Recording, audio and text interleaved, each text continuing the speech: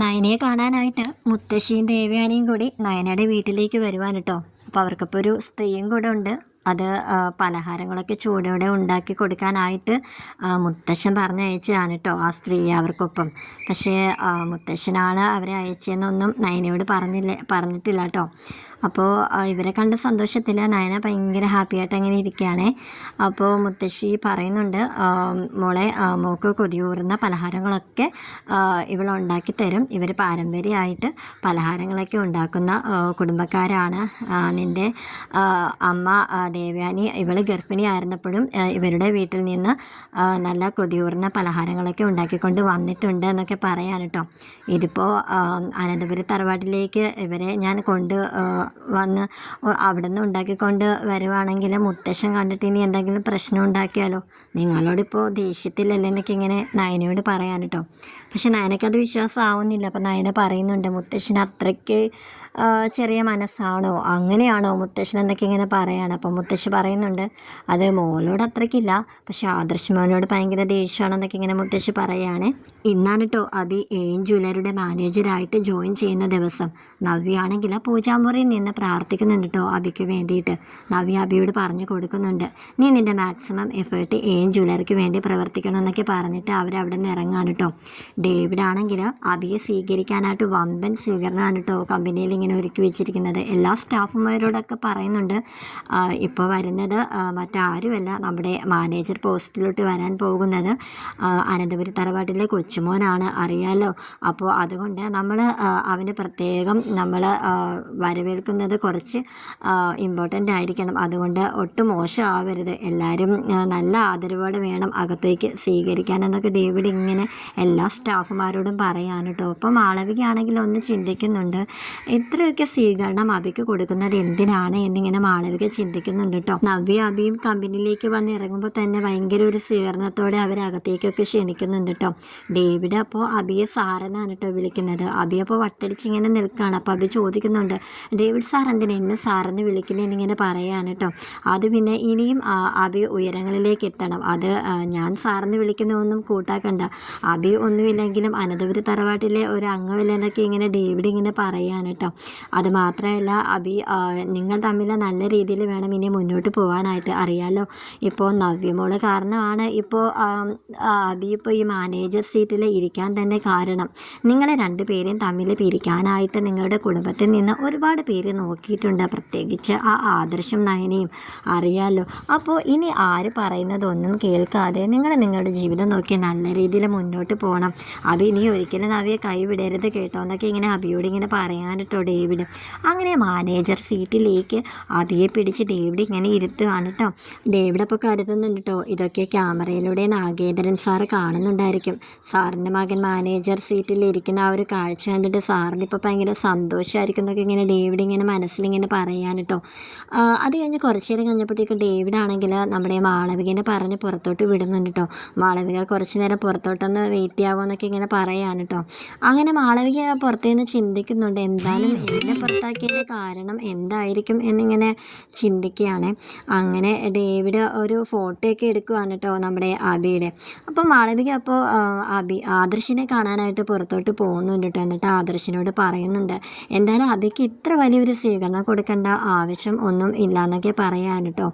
അപ്പോൾ ആദർശ് പറയുന്നുണ്ട്, ഇനി പറയാൻ പറ്റത്തില്ല, ഞങ്ങളുടെ ഇനി അവനും കൂടി ഇതിൽ പങ്കുണ്ടോ എന്നൊന്നും, അതായത് മൂർത്തീസ് ജ്വല്ലറി താറുമാറാക്കാൻ അവനും കൂടി നോക്കിയിട്ടുണ്ട്.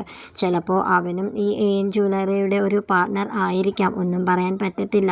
പക്ഷേ ഇതിൻ്റെ തലപ്പത്തിരിക്കുന്നത് ആരാണെന്ന് നമുക്ക് അറിയണമല്ലോ മാളവികയെന്ന് ഇങ്ങനെ ആദർശ് പറയാൻ കേട്ടോ. എന്തായാലും അബിയുടെ നീക്കങ്ങളെല്ലാം മാളവിക നീ ഒന്ന് പ്രത്യേകം ശ്രദ്ധിക്കണം. അവൻ്റെ കാര്യമൊക്കെ നിനക്കറിയാലോ, അവൻ പെൺവിഷയത്തിൽ അല്പം മുന്നോട്ടാണ്, അതുകൊണ്ട് നീ അവനുമായിട്ട് കുറച്ച് ക്ലോസ് ആയിട്ടൊക്കെ പെരുമാറണം. എന്നാലേ അവൻ വഴി നമുക്ക് ഈ എയിൻ ജ്വല്ലറിയുടെ പിന്നിൽ ആരാണെന്നൊക്കെ നല്ലതുപോലെ അറിയാനായിട്ട് സാധിക്കുമെന്നൊക്കെ മാളവികയോട് അബി ഇങ്ങനെ പറഞ്ഞു കൊടുക്കാൻ കേട്ടോ. എല്ലാ കാര്യവും ഞാൻ ഏറ്റു സാർ, എന്തായാലും സാറിന് തന്നെ ഞാൻ ഉടനെ തന്നെ ഒരു ഗുഡ് ന്യൂസ് തരുന്നതായിരിക്കും എന്നൊക്കെ ഇങ്ങനെ മാളവിക ആദർശിന് ഉറപ്പും കൊടുക്കുന്നുണ്ട് കേട്ടോ. അങ്ങനെ മാനേജർ പോസ്റ്റിലേക്ക് വന്ന അബിക്ക് ആദ്യത്തെ ദിവസം തന്നെ ഒരു കേക്ക് കട്ടിംഗ് ഒക്കെ ഉണ്ട് കേട്ടോ. അങ്ങനെ കേക്ക് കട്ട് ചെയ്യാനായിട്ട് ഡേവിഡ് നമ്മുടെ അബിയോട് ഇങ്ങനെ പറയുകയാണേ.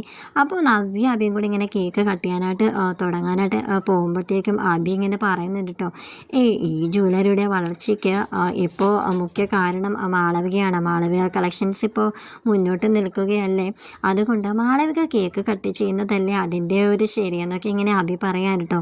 അപ്പം തന്നെ നമ്മുടെ നവ്യയുടെ മുഖം അങ്ങോട്ട് മാറി കേട്ടോ. പിന്നീട് അങ്ങോട്ട് അവിടെ മുഖം അല്ലാണ്ടിരിക്കുകയായിരുന്നു അത്രയും നേരം. കാരണം ആ ഒരു ദിവസം തന്നെ അവൾ ഭയങ്കര ഹാപ്പി ആയിട്ടൊക്കെ ആയിരുന്നു കേട്ടോ വീട്ടിൽ നിന്ന് ഇറങ്ങിയതും. ആ ഒരു നിമിഷം വരെ കേക്ക് കട്ട് ചെയ്യുന്നതിൻ്റെ ആ ഒരു നിമിഷം വരെ ഭയങ്കര ഹാപ്പി ആയിരുന്നേ. പക്ഷേ അബിയുടെ വായിൽ നിന്ന് മാളവിക കേക്ക് കട്ട് ചെയ്താൽ മതി എന്നങ്ങനെ പറഞ്ഞപ്പോഴത്തേക്കും നവ്യ ഭയങ്കര ഒരു വിഷമത്തിലായിരുന്നു വേണമെങ്കിൽ പറയാൻ കേട്ടോ.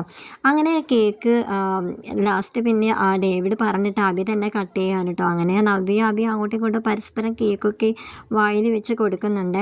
അങ്ങനെ അബീനെ നമ്മുടെ ഡേവിഡ് വിളിച്ചുകൊണ്ട് മുറിയിലേക്ക് പോകുന്നുണ്ട്, ഓഫീസ് മുറിയിലേക്ക് പോകുന്നുണ്ട്. അപ്പം പിന്നെ മാളവിക ബാക്കി എല്ലാവർക്കും കട്ട് ചെയ്ത് കൊടുക്കാനായിട്ട് കേക്ക് ഇങ്ങനെ എടുക്കാൻ കേട്ടോ. അപ്പോൾ അവളെ ഇങ്ങനെ രൂക്ഷമായിട്ട് നോക്കാൻ കേട്ടോ നവ്യ. അബിയുടെ മുമ്പത്തെ സ്വഭാവ ദൂഷ്യമൊക്കെ അവൾക്ക് നല്ലതുപോലെ അറിയാവുന്നത് കൊണ്ട് ഈ ഒരു കാര്യത്തിൽ അബിയോട് എത്ര തന്നെ വിശ്വാസം നവ്യയ്ക്കിപ്പോൾ ഉണ്ട് എന്ന് പറഞ്ഞാലും ഈ ഒരു കാര്യത്തിൽ അത്ര വിശ്വാസമില്ലെന്ന് വേണം പറയാനായിട്ട്. അപ്പോൾ നവ്യ ഇങ്ങനെ മനസ്സിലിങ്ങനെ കരുതുന്നുണ്ട് കേട്ടോ. അബിയുടെ മനസ്സിൽ ഇവക്കുള്ള സ്ഥാനം ഇപ്പോൾ ഇത്തിരി വലുതാണ്, ഇവളും കൂടെ ഈ ജ്വല്ലറിക്ക് മുന്നിലാണെന്നൊക്കെ അവൻ്റെ വായിൽ നിന്നിപ്പോൾ വന്നേലേ ഉള്ളൂ. ഇവള് ഭയങ്കര പൊക്കി പറിച്ചിലാണല്ലോ അബിക്ക്. ഇനി പറയാൻ പറ്റത്തില്ല, നാളെ ഇനി ഇവക്ക് ഒരു സ്ഥാനം അവൻ്റെ മനസ്സിലുണ്ടാവും എന്നുള്ള കാര്യമൊന്നും പറയാൻ പറ്റത്തില്ലെന്നൊക്കെ ഇങ്ങനെ നവ്യ ഇങ്ങനെ മാളവികനെ ഇങ്ങനെ രൂക്ഷമായിട്ട് നോക്കിയിട്ട് ഇങ്ങനെ ചിന്തിച്ചു കൂട്ടാണ് കേട്ടോ. മാളവിക അപ്പം തന്നെ പറയുന്നുണ്ട് നവ്യയോട്, ഇതെന്താ ഇത്ര സീരിയസ് ആയിട്ട് എന്നെ നോക്കുന്നത് എന്നിങ്ങനെ പറയുകയാണ്. ഒന്നുമില്ല, ഞാനൊരു കാര്യം ആലോചിച്ചെന്നേ ഉള്ളൂ എന്ന് പറഞ്ഞ് നവ്യ അങ്ങോട്ട് മാറി ഇങ്ങനെ നിൽക്കുകയാണ്. പിന്നീട് അബിയും മാളവികയും തമ്മിൽ സംസാരിക്കുന്നത് നവ്യ കാണുകയാണ് കേട്ടോ. അവർ പക്ഷേ ജ്വല്ലറിയുടെ പുതിയ മോഡൽ ഒരു നെക്ലേസ് ഇങ്ങനെ മാളവിക കാണിച്ചു കൊടുത്തിട്ട് അതിനെപ്പറ്റി സംസാരിച്ചുകൊണ്ടിരിക്കുകയാണ്. പക്ഷേ നവ്യയ്ക്ക് ഭയങ്കരമായിട്ടുള്ള ഒരു ഡൗട്ട്, കാരണം അബി പെൺവിഷയത്തിൽ അല്പം മുന്നിലായതുകൊണ്ട് തന്നെ നവ്യയ്ക്ക് ഭയങ്കരമായിട്ടുള്ള ഒരു ടെൻഷൻ അവിടെ കയറുകയാണ് കേട്ടോ. ഉടനെ തന്നെ അവർ തമ്മിൽ സംസാരിച്ചുകൊണ്ടിരിക്കുന്നതിൻ്റെ ആ ഒരു ഇടയിലോട്ട് നവ്യ കയറി ചെല്ലുകയാണ് കേട്ടോ. അബി, എനിക്ക് നിന്നോട് അത്യാവശ്യമായിട്ടൊരു കാര്യം പറയാനുണ്ടെന്ന് പറഞ്ഞ് അബിയെ വിളിച്ചുകൊണ്ട് പോവാണ് കേട്ടോ. അബി അപ്പോൾ നവ്യയോട് പറയുന്നുണ്ട് കേട്ടോ, നീ എന്ത് പണിയായി കാണിച്ചത്? ഞാൻ മാളവികയായിട്ട് നാളത്തെ ഒരു മോഡൽ പ്രസൻറ്റ് ചെയ്യുന്നതിനെ പറ്റി സംസാരിച്ചുകൊണ്ടിരിക്കുകയായിരുന്നു. അതിനിടയിലാണോ നീ എന്നെ പെട്ടെന്ന് ഇങ്ങോട്ട് വിളിച്ചുകൊണ്ട് വന്നത്? നമുക്ക് പിന്നെ ആയാലും സംസാരിക്കാമല്ലോ നവ്യൻ ഇങ്ങനെ പറയാൻ കേട്ടോ. അപ്പോൾ നവ്യ പറയുകയാണേ, ഇനി എപ്പോഴും നീ എന്നോട് ഇങ്ങനെ തന്നെ ആയിരിക്കുമല്ലേ പെരുമാറുന്നത്? അബി, ഞാനൊരു കാര്യം പറഞ്ഞേക്കാം, നീ അവളുമായിട്ട് കൂടുതൽ അടുക്കാനൊന്നും പോകണ്ടെന്നൊക്കെ ഇങ്ങനെ പറയണം. അബി അപ്പോൾ പറയുന്നുണ്ട് കേട്ടോ, എടി നിനക്കെന്താ പറ്റിയത്? നിനക്ക് എന്നെ എന്താ സംശയമാണോ? എടി, നമ്മുടെ ജ്വല്ലറി ഇപ്പോൾ നമ്മൾ നല്ല എഫേർട്ട് ഇട്ട് കൊടുക്കേണ്ടത് നമ്മൾ എൻ ജ്വല്ലറിക്ക് വേണ്ടിയിട്ടാണ്. അവൾ എൻ ജ്വല്ലറിയുടെ നല്ലൊരു മുതൽക്കൂട്ടാണ്. നീ തന്നെയല്ലേ അവിടെ വെച്ച് പറഞ്ഞത് മാളവിക കളക്ഷൻസൊക്കെ സൂപ്പറാണ്, നയനയുടെ കളക്ഷൻസിനെ പോലെയൊക്കെ തന്നെയാണ് മാളവിക കളക്ഷൻസ് എന്നൊക്കെ. എന്നിട്ടിപ്പോൾ എന്താ നീ ഇങ്ങനെ സംസാരിക്കുന്നത്? ഒന്നുമില്ലെങ്കിലും നമ്മൾ ഇനി നല്ല ഉയർച്ചയിലേക്ക് എത്തുന്നതിന് അവൾ ഒരു ഭാഗം ആകും എന്നൊക്കെ ഇങ്ങനെ നവ്യയോട് പറയാൻ കേട്ടോ. അതൊക്കെ ശരിയാണ്, എന്നാലും നീ അവളുമായിട്ട് കൂടുതൽ സംസാരിക്കുന്നതൊന്നും എനിക്ക് അത്ര ഇഷ്ടപ്പെടുന്നില്ല. അവളാൾ ശരിയൊന്നുമല്ലെന്ന് എനിക്ക് തോന്നുന്നത് എന്നൊക്കെ പറയാൻ കേട്ടോ. അവിടെ കളക്ഷൻസൊക്കെ കൊള്ളാം, പക്ഷെ അവൾക്ക് എന്തോ ഒരു കളത്തിലുള്ളത് പോലെയൊക്കെ എനിക്ക് തോന്നുന്നുണ്ടെന്ന് നവ്യ ഇങ്ങനെ പറയുകയാണ്. അപ്പോൾ അബി പറയുന്നുണ്ട്, അതൊക്കെ നിൻ്റെ പേരും തോന്നലാണ് നവ്യ. നിനക്ക് എൻ്റെ മുമ്പത്തെ കാര്യങ്ങളൊക്കെ അറിയാവുന്നത് കൊണ്ട് നീ അതൊക്കെ മനസ്സിൽ വെച്ചിട്ടാണ് ഇപ്പോൾ സംസാരിക്കുന്നത്. എനിക്ക് അങ്ങനെയാണ് തോന്നുന്നത്. ഞാൻ വിചാരിച്ചത് നീ അതൊക്കെ മറന്ന് നീ എന്നെ വിശ്വസിച്ച് തുടങ്ങി എന്നാണ്. ഇപ്പോഴും അങ്ങനെയൊക്കെ തന്നെ ആണല്ലേ? എനിക്കതിൽ വിഷമമുണ്ട് കേട്ടോടി എന്നൊക്കെ ഇങ്ങനെ നവ്യയോട് പറയുകയാണ്. അപ്പോൾ നവ്യ ഉടനെ തന്നെ, അയ്യോ അബി, നീ വിഷമിക്കാൻ വേണ്ടിയിട്ട് പറഞ്ഞതല്ല, എൻ്റെ ഒരു സങ്കടം കൊണ്ട് പറഞ്ഞതാണ്. എനിക്ക് നിന്നെ അത്രയ്ക്ക് ഇഷ്ടമാണ്. നീ അങ്ങനെ മറ്റു പെൺപിള്ളേരുമായിട്ട് ക്ലോസ് ആയിട്ട് സംസാരിക്കുന്നതൊന്നും എനിക്കിഷ്ടമല്ലടാ. എനിക്കറിയാം ഇനി ജോലിയുടെ ഭാഗമായിട്ട് നിങ്ങൾ തമ്മിൽ ഒരുപാട് മീറ്റ് ചെയ്യേണ്ടതൊക്കെ വരുമെന്നൊക്കെ എനിക്കറിയാം. ഇനി നമ്മളുടെ വളർച്ച വളരെ വലുതായിരിക്കും. നീ നോക്കിക്കോ, നയനെയും ആദർശിനെയൊക്കെ നമ്മൾ തോൽപ്പിക്കും. എന്നേക്കുമായി ഈ മൂർത്തിസ് ജ്വല്ലറി തന്നെ നമ്മൾ പൂട്ടിക്കുമെന്നൊക്കെ ഇങ്ങനെ നവ്യയോട് പറയാണ്. അതിന് നിൻ്റെ ഈ സംശയമൊന്നും പാടില്ല.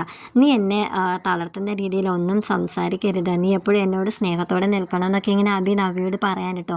അങ്ങനെ നവി അത് മനസ്സിലാക്കി, ഇല്ല അബി, ഞാൻ ഇതിനെപ്പറ്റി ഒന്നും പറയത്തില്ല, ഞാൻ കൺട്രോൾ ചെയ്തോളാടാന്നൊക്കെ ഇങ്ങനെ നവി ഇങ്ങനെ പറയാൻ കേട്ടോ അബിയോട്. പിന്നീട് നയനയെ കാണിക്കുന്നുണ്ട് കേട്ടോ. നയനയോട് ദേവയാനി മുത്തശ്ശിയും കൂടെ സംസാരിച്ചുകൊണ്ടിരിക്കുകയാണ് കേട്ടോ.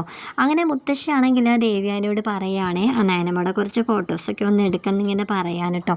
അപ്പോൾ നയന പറയുന്നുണ്ട്, മുത്തശ്ശി ഇപ്പോൾ വരുമ്പോൾ കുറേ ഫോട്ടോസൊക്കെ എടുക്കുന്നുണ്ടല്ലോ, എന്തിനാ മുത്തശ്ശിനെ നേരിട്ട് കാണുന്നുണ്ടല്ലോ, പിന്നെ എന്തിനാ ഇങ്ങനെ ഫോട്ടോസൊക്കെ എടുത്ത് കൂട്ടുന്നതെന്നൊക്കെ ഇങ്ങനെ ചോദിക്കാൻ കേട്ടോ. അത് പിന്നെ മോളുടെ ഓരോ മാറ്റവും അത് ഫോട്ടോയിലൂടെ എടുത്ത് വെക്കുന്നത് നല്ലതാ മോളെ, നാളെ മോൾക്കൊരു കുഞ്ഞൊക്കെ ജനിച്ച് കഴിയുമ്പോഴത്തേക്ക് അതൊക്കെ എടുത്ത് വെച്ച് നോക്കുന്നത് ഒരു രസമല്ലെന്നൊക്കെ ഇങ്ങനെ പറയാൻ കേട്ടോ. അങ്ങനെ മുത്തശ്ശിയും നയനയ്ക്കൊപ്പം നിന്നിട്ട് ഒരു ഫോട്ടോ എടുത്ത് താന്നൊക്കെ ദേവയാനിയോട് പറയുന്നുണ്ട്. അങ്ങനെ മുത്തശ്ശിയാണെങ്കിൽ ഈ ഫോട്ടോ ഉടനെ തന്നെ മുത്തശ്ശന് അയച്ചു കൊടുക്കുകയാണ് കേട്ടോ. ഫോട്ടോസൊക്കെ കണ്ടിട്ട് മുത്തശ്ശിയെ ഫോണിൽ വിളിക്കുന്നുണ്ട് കേട്ടോ. നയനമോള് നല്ലോണം നന്നായിരിക്കുകയാണെന്നൊക്കെ ഇങ്ങനെ മുത്തശ്ശിയോട് പറയാണ്. അത് പിന്നെ അങ്ങനെയല്ലേ വരത്തുള്ളൂ, നിങ്ങൾ വിട്ട ആളല്ലേ എലിസബത്ത് നല്ലോണം മോളെ നോക്കുന്നതെന്നൊക്കെ ഇങ്ങനെ മുത്തശ്ശനോട് പറയാൻ കേട്ടോ.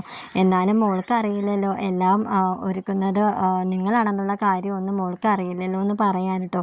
ഇതൊന്നും ആരും അറിയാനൊന്നും വേണ്ടിയിട്ടല്ല, നമുക്ക് വരാൻ പോകുന്ന കുഞ്ഞിന് വേണ്ടിയിട്ടാണ്, നയനമോൾക്കും ആദർശിനും വരാൻ പോകുന്ന കുഞ്ഞിൻ്റെ വേണ്ടിയിട്ടാണ് ഇതൊക്കെ ചെയ്യുന്നത്. ആ കുഞ്ഞ് എത്രയും പെട്ടെന്ന് നല്ല ആരോഗ്യത്തോടെ വരണം, അത്രയും നമുക്കുള്ളൂ എന്നൊക്കെ ഇങ്ങനെ മുത്തശ്ശിയോട് പറയുകയാണേ.